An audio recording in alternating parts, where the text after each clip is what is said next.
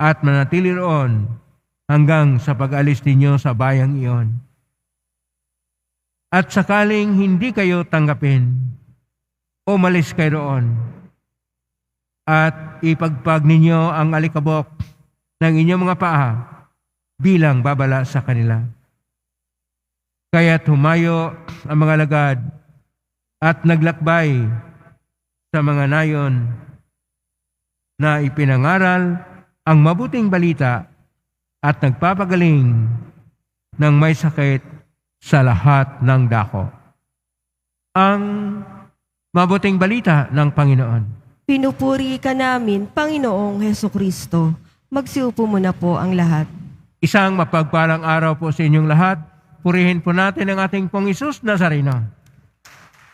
Nasa Miyerkules tayo ng ika-25 na linggo sa kanamang panahon sa unang taon ng ating pagdiriwang. At ngayon ay ating ginugita si St. Vincent de Paul, ang pundador ng mga Vicentians, ang mga nagsimula ng pag-alaga at pagtuturo ng mga dukha at ang pagtuturo sa mga seminarista upang maghubog ng mga pare na kumikiling sa dukha. Ang atin pong mga pagbasa ngayon ay tungkol sa misyon. Misyon ng mga apostol at misyon ng lahat ng nananalig sa ating Panginoon.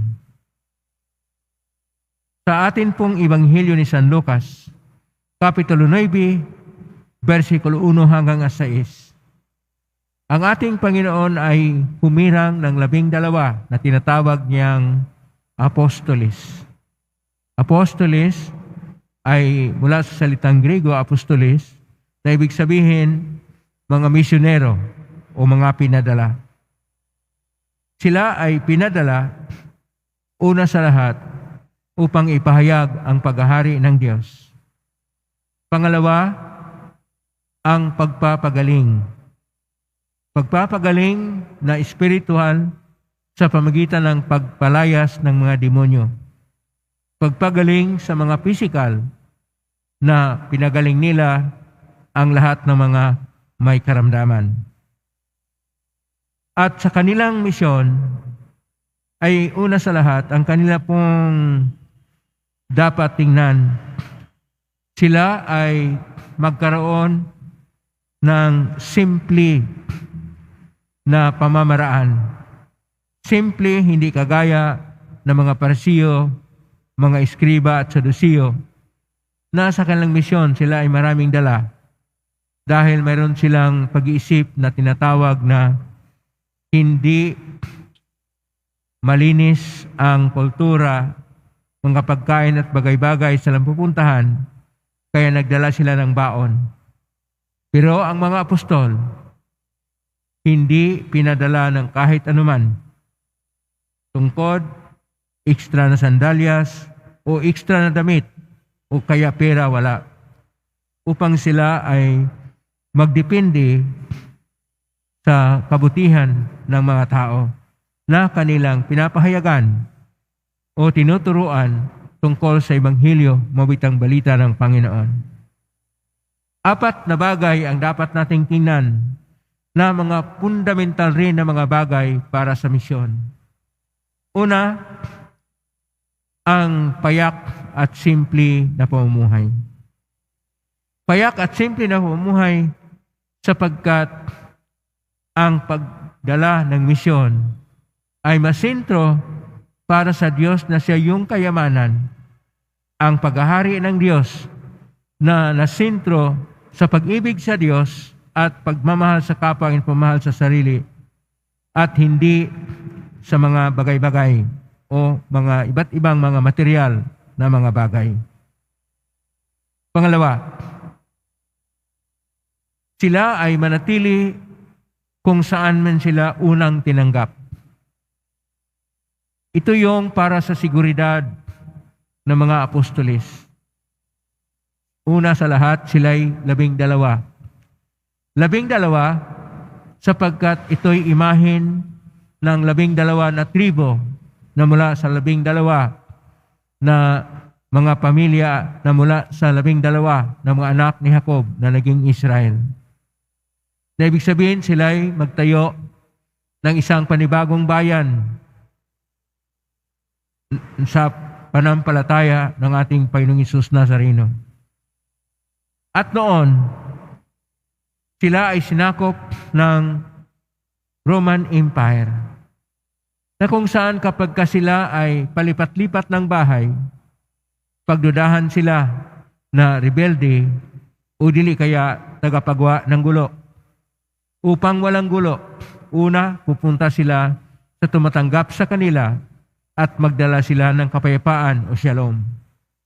Pangalawa, na sila'y manatili doon hanggang silang pag-alis upang sila ay magkaroon ng seguridad.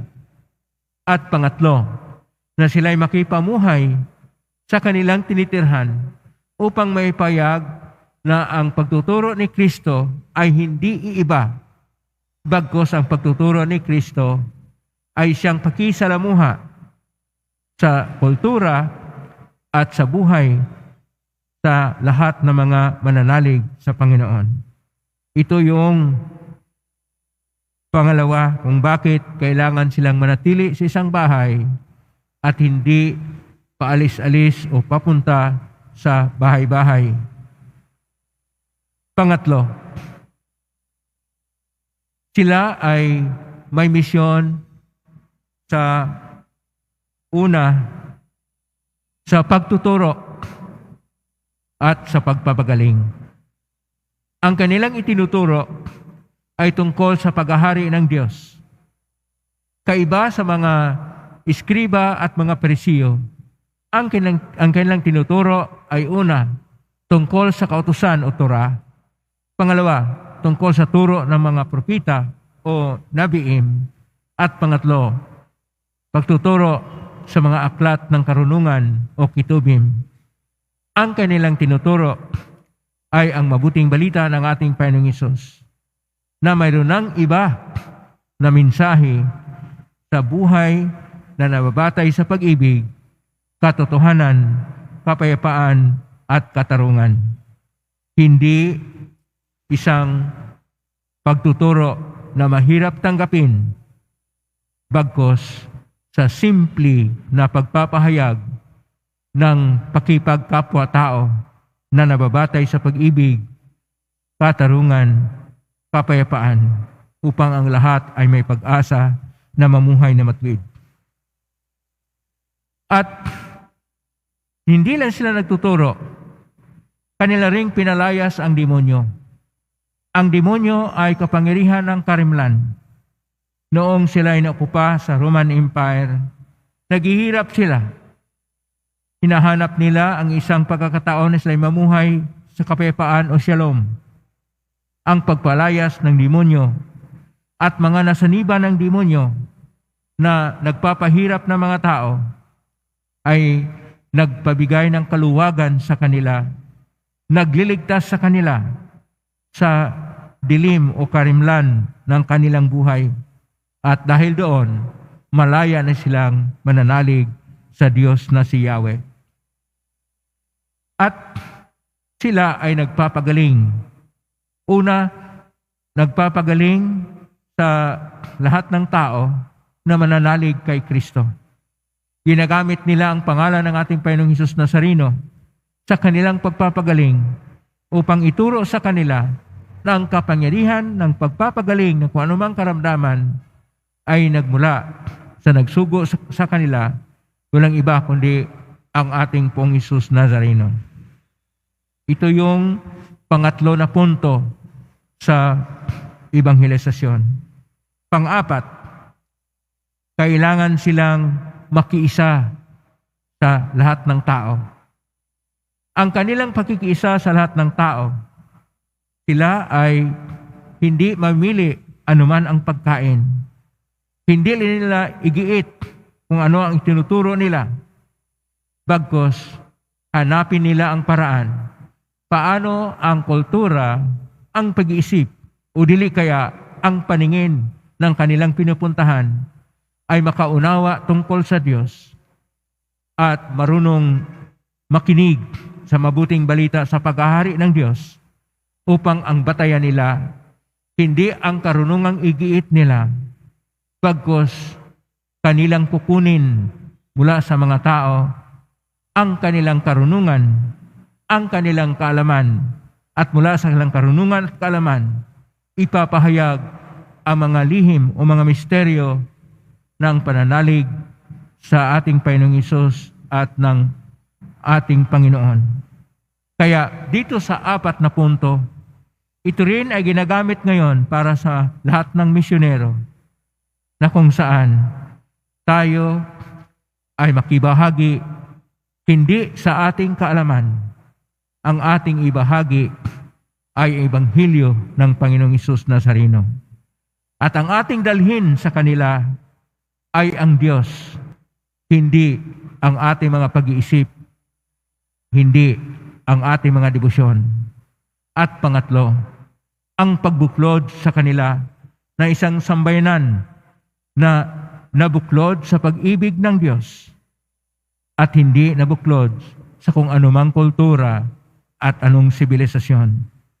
Ang lahat ay nababatay sa Diyos, para sa Diyos, at ang Diyos ang sentro sa lahat at mamumuno sa lahat.